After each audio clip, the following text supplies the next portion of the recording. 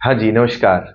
आज grade second का जो जीके का पेपर हुआ, उस पे 5-7 मिनट की मैं बात करूँगा, जिससे आपको एक अंदाज़ा लग जाएगा कि आगे जो ग्रुप में पेपर होने वाले हैं जनरल नॉलेज के, उसमें हमें क्या करना है। इसमें आंसर की नहीं करवाऊँगा, आंसर की मैं बता दूँगा क्योंकि जल्दबाज़ी में यूट्यूबर्स ने जो की है, उसमें काफ़ी गड़बड़ हुई है। देखने पर पेपर आपको लगता होगा आसान है, लेकिन पेपर आसान नहीं है। मेरा जो पिछले 10 सालों का अनुभव है आरपीएससी के लगातार पेपर देने का, पास करने का, उसके अकॉर्डिंग मैं कह देता हूँ कि पेपर आसान नहीं कहा जा सकता। पहली नज़र में लगता है। मैं बता दूँगा आपको कि कौन-कौन से प्रश्न ये आपको आसान लगा लेकिन इसका उत्तर ये नहीं है। हालाँकि लोगों ने जल्दबाज़ी में उत्तर भी लगाए कि ये ऐसा नहीं है। अपने बात करते हैं पहले पेपर में सभी बिंदुओं पे अगर बात करूँ मैं कि पेपर में सबसे पहले हम अर्थशास्त्र की बात करें, अर्थव्यवस्था जो टॉपिक है इको वाला, उसमें कहाँ से जो एग्ज़ामिनर पूछ रहा है। जैसे मुद्रा योजना आई, उद्योग, कृषि, सेवा और व्यापार 4 हमारे टॉपिक लगते हैं जिसमें से हम अंदाज़ा लगाते हैं कि 4 से 5 प्रश्न आने होते हैं। उसके अकॉर्डिंग रहा भी। सेवा क्षेत्र में क्या है कि एग्ज़ामिनर ने बिल्कुल डेटा करंट का पूछ लिया, इकोनॉमी सर्वे से नहीं पूछा सेवा क्षेत्र में। व्यापार में इकोनॉमी सर्वे से पूछ लिया। फिर बात आती है कि उद्योग की। उद्योग में उन्होंने मुद्रा योजना पूछ ली। इकोनॉमी सर्वे में उसका ज़िक्र होता है, लेकिन डिटेल से उसको अगर पढ़ा जाता है तो मुद्रा योजना पूछी। अब मुद्रा योजना थोड़ी-सी पुरानी है, लेकिन लेटेस्ट योजना जो मार्च 2025 में इकोनॉमी सर्वे में जिसका ज़िक्र हुआ उद्योग टॉपिक में, वो भव्य योजना है मार्च 2025 में जो चली। जब मैं इस पेपर का हल करवाऊँगा, आपको थोड़ा टाइम लगेगा, शाम तक करवा दूँगा, 8-1 बजे तक, है ना? ये आपको वीडियो मिल जाएगी। डिटेल में मैं करवाऊँगा कि हाँ, व्याख्या आपको अच्छे से भरपूर व्याख्या मिलेगी। तो आप उस हिसाब से देख लेना। तो भव्य योजना आपको अच्छे से देख लेनी चाहिए। फिर हम कृषि सेक्टर की अगर बात करें ये इस टॉपिक में इकोनॉमी सर्वे में, तो कृषि में जितनी योजनाएँ हैं, उसको आप अच्छे से देख लेना। सेवा क्षेत्र में भी जो ई बस योजना है और 2-4 योजनाएँ मैंने इकोनॉमी सर्वे में जो आपको करवाई थी, उन योजनाओं का। यानी कि अगर 4 प्रश्न पूछता है तो एक एग्ज़ामिनर क्या है योजना की तरफ जाएगा। विदेशी व्यापार वाले में फिक्स है आयात-निर्यात और उसमें जो पूछना है, 2024 का इन्होंने डेटा पूछा। ये तो हो गई अर्थव्यवस्था वाले टॉपिक की बात। फिर हम बात करें विश्व के भूगोल की। सभी में मैं बता देता हूँ आपको कि कहाँ से जैसे राजस्थान में बात करें, तो डेयरी फेडरेशन जो है, पशुपालन अभी तक जैसे नहीं पूछा, तो डेयरी वाले से उसने 2 प्रश्न पूछ लिए हैं। तो इसका मतलब डेयरी टॉपिक ऐसा है जो कैंडिडेट हैं राजस्थान में art and culture, history, geography पढ़ते हैं, तो डेयरी वाले टॉपिक को ज़्यादा देखते नहीं है, हल्का-फुल्का पढ़ लेते हैं, लेकिन वहाँ से एग्ज़ामिनर जो है प्रश्न फिक्स है पूछ रहा है। 2 पूछे उसने, है ना, वहाँ से। और विश्व भूगोल में अगर बात कर लें, तो विश्व भूगोल में सामान्यतः महाद्वीप टॉपिक, महासागर के गर्त उसने पूछ लिए, पवनों की जो दिशा वगैरह उस पे आ गया प्रश्न। फिर पर्यावरणीय जो है कोई सीओपी वगैरह और वो हुए, वो उसने नहीं छेड़छाड़ की। आगे वाले जो है पेपर में हो सकता है आपको मिल जाए इस तरह का, यानी कि अंतर्राष्ट्रीय जो संबंध है उसमें वो सैन्य अभ्यास आपका आ गया। तो रशिया वाला, रूस वाला उन्होंने पूछ लिया जो इंदर था। तो अन्य देशों के साथ हमारे जो 1 साल के सैन्य अभ्यास हैं, तो उसको आप अच्छे से देख लेना कि अंतर्राष्ट्रीय संबंध, वहाँ से वो प्रश्न पूछ रहा है। पोल साइंस 20 प्लस प्रश्न मैंने टेस्ट सीरीज में मैं 24-25 प्रश्न देता था, मैंने कहा था कि इतने प्रश्न आने की पूरी संभावना है, पूछ रहा है। पोल साइंस में एग्जामिनर ने राजस्थान की अगर बात करें, नेशनल लेवल की पॉलिटी की अगर बात करते हैं तो अनुच्छेद उसके फेवरेट रहे, अनुच्छेद काफ़ी पूछे गए हैं। राजस्थान में भी, नेशनल में, यानी कि काफ़ी का मतलब है कि आपको 5-4 प्रश्न पूरी पॉलिटी में, राजस्थान और इंडिया की पॉलिटी में आपको 4 एक प्रश्न, 5 एक प्रश्न देखने को मिलते हैं कि अनुच्छेद प्रभावित कर रहा है उसके उत्तर लगाने को। फिर बात करते हैं आयोग की। आयोग में उसने महिला, वित्त, लोकायुक्त वाला जो पार्ट है, वहां से उसने पूछ लिया प्रश्न। इसका मतलब आपको तैयार रहना चाहिए, जो बचे हुए आयोग हैं उनमें वर्तमान की सदस्यता तक आ गया। आरपीएससी की सदस्य संख्या कितने वर्तमान में है, कितनी पोस्ट खाली है, उनको अच्छे से देख लेना। वित्त और महिला आयोग में उसने पूछ लिया। मानवाधिकार शायद आपके नहीं लगता है। दूसरे जितने भी तमाम आयोग हैं, लोकायुक्त वाले को अच्छे से रट जाना। एक नई चीज आप एक और करना कि प्रभावी कब होता है, वो लागू कब हुआ, क्रियान्वित कब हुआ। मैंने शॉर्ट ट्रिक में आपको महिला आयोग और ये सारे करवाए थे किस अधिनियम के तहत बना, उस अधिनियम को जरूर याद रखना। आयोग तो मान लो सन 2000 में कोई बन रहा है, अधिनियम 1993 का है। इन चीजों को अच्छे से देख लेना। एग्जामिनर क्या है कि हल्की सी मिस्टेक करवाता है आपसे ज्यादा। जैसे मैं अगर आपको अगर यहाँ प्रश्न अगर वो नजदीक में पड़ा हो तो जैसे जनगणना वाला प्रश्न आया, पहली नजर में देख के ये क्या लगता है, पहली नजर में देख के ये लगता है कि वो बाल लिंगानुपात पूछ रहे हैं, लेकिन उन्होंने क्या पूछा, 0 से 6 वर्ष की जो आबादी है, 15% टोटल आबादी में, उनका पूछा है कि किस जिले में सबसे ज्यादा है, कम है।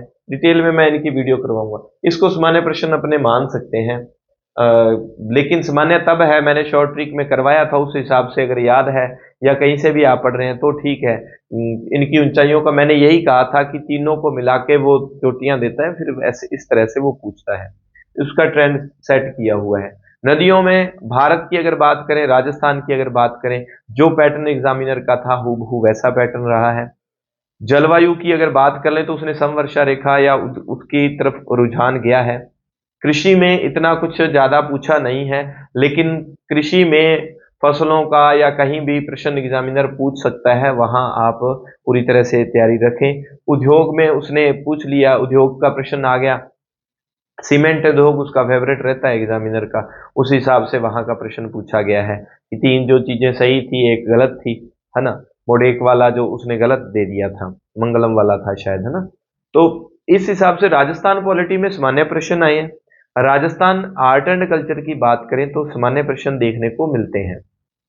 करंट अफेयर्स की अगर बात करें तो मैंने 3 ही मंथ कहा था, एग्जामिनर ने 2 मंथ, लास्ट तक एग्जामिनर कहां तक गया है, 1 से 4-5 जून तक वो जो गेम्स हुए हैं, जिसमें हमने जो दो स्वर्ण, 2 रजत, 1 स्वर्ण 2 रजत के 1 कांस्य जो जीता है ना। तो वो हुए जो, उनके बारे में उसने पूछ लिया, है ना। तो इस हिसाब से आपको तैयार रहना है कि जो खेल खिलाड़ी वाला पार्ट है वो कौन सा पूछा जा रहा है, जो कि ज्यादा हाईलाइट नहीं है। सामान्य सी कोई प्रतियोगिता नेशनल लेवल पर कोई हुई है वो तो आपको छोड़नी ही नहीं है। अप्रैल और मई, इन 2 मंथ में गेम्स में जितनी भी हुई, बॉक्सिंग हुई, वुशु हुई, रोल बॉल हुई, जो भी हुई, माने माने छोटी छोटी प्रतियोगिताएं, उसमें क्या है कि 10-15 लाइन के, 10 एक लाइन के आंकड़े दिए होते हैं, वहां से एग्जामिनर फिक्स है, आरपीएससी पूछ ही रही है, लगातार पूछ रही है। तो 3 मार्च को भी देख लेना, लेकिन अप्रैल मई तो पक्के से रट लेना, एग्जामिनर वहां जरूर ठहरा है ज्यादा। करंट अफेयर्स में कुछ एक प्रश्न लेंथी प्रश्न देता है, छोड़ने वाले होते हैं, तो वो भाई आप उस हिसाब से देख लेना। स्थान वगैरह पे, व्यक्तित्व वगैरह पे, उस पे वो एग्जामिनर ने पूछा है, जो फिक्स आपका करंट अफेयर्स में डेटा दिया हुआ है उस हिसाब से उन्होंने पूछा है। लगभग जो किताबें हैं वो करंट अफेयर्स लगभग किताबों में आया है सभी जगह। आपको मैंने टेस्ट सीरीज में से अगर निकालो तो बहुत सारे प्रश्न सीधे आपको मिल जाएंगे, तो सभी अपने आंकड़े दिखाने पे लगे होंगे, क्योंकि सामान्य जो सिलेबस के अकॉर्डिंग ज्यादा बहुत डीप नहीं गया एग्जामिनर, पर पेपर जो है आसान नहीं कहा जा सकता, मॉडरेट है, गलतियां करवाने पे मजबूर कर रहा था, ऐसा पेपर है। आपको भी ऐसा मिलेगा, आपको लगेगा कि सामान्यतः क्या है कि क्या पूछ रहा है एग्जामिनर। जैसे एक चीज जरूर आप ध्यान रखना, एग्जामिनर इस हिसाब से अगर आप बात करें, यहां लाइन देके, 4 लाइनें देके विचार यहां दे रखा होता है उसने कि सत्य नहीं है ना। तो वहां हम सत्य की तरफ चले जाते हैं। बहुत सारे बच्चों को ये नहीं पता चलता कि इनमें ये क्या, किस चीज की बात कर रहा है, कितनी बातें सही है। केवल 2 का मतलब ये नहीं कि ये सही है, यानी कि कोई 2 बातें इनमें से सही है। इस तरह से एग्जामिनर ने पेपर को, जो ये पैटर्न है ना, बच्चों को पैटर्न ही तो गड़बड़ करवा रहा है। पैटर्न आसान नहीं है। मैंने देखा था टेलीग्राम पे या इधर उधर लिख रहे थे आज तक का सबसे आसान प्रश्न पेपर जो है ऐसा। अब इस पे अगर आप बात करो, इस पे देखो, ये कौन सी रिपोर्ट है, ये जो 18वीं रिपोर्ट 2023 वाली उसका पूछा, लेकिन आंकड़े किसके दे दिए, जो प्रशासनिक रिपोर्ट आई थी, प्रशासनिक रिपोर्ट के आंकड़े दे दिए। 2 बातें प्रशासनिक रिपोर्ट की दे दी, एक आंकड़ा जो भारत की वन रिपोर्ट है उसका दे दिया। दोनों अलग अलग हैं दोनों आंकड़े, मैंने एक वीडियो में भी ये आपको करवाया था उस हिसाब से। तो दोनों आंकड़े देख के जाना, प्रशासनिक रिपोर्ट में ये है, लेकिन वन रिपोर्ट में यहाँ 37 है, यहाँ 57-55 नहीं है। ये इसका आंकड़ा है, इसका आंकड़ा अलग है। ये 640 इसमें अलग है, लेकिन ये इसका आंकड़ा है, तो केवल यहाँ इस हिसाब से। ऐसी बहुत सारी चीजें हैं जो देख के लगता है आसान नहीं है। कुल मिला के अर्थव्यवस्था वाले टॉपिक में जितनी योजनाएं दी हुई हैं उन योजनाओं को बहुत अच्छे से आपको देखना है। आयात निर्यात देशों के आंकड़ों को याद रख लेना। मजबूरी ये रही, मैंने कहा था कि मैं आपको वो लिस्ट दूंगा, क्योंकि सभी किताबों में आज जो प्रश्न आया सभी में डेटा अलग अलग दिया है, उत्तर भी अलग अलग दे रहे हैं। जो अपने इंडिया गवर्नमेंट की साइड थी वो चल नहीं रही, वहां से डेटा आयात निर्यात का मिल नहीं रहा, तो गड़बड़ हो गई, वो डेटा दिया नहीं जा सका, आप तक पहुंचाया नहीं जा सका, ना मैंने टेलीग्राम में डाला, ना मैंने कमेंट बॉक्स में डाला था यूट्यूब।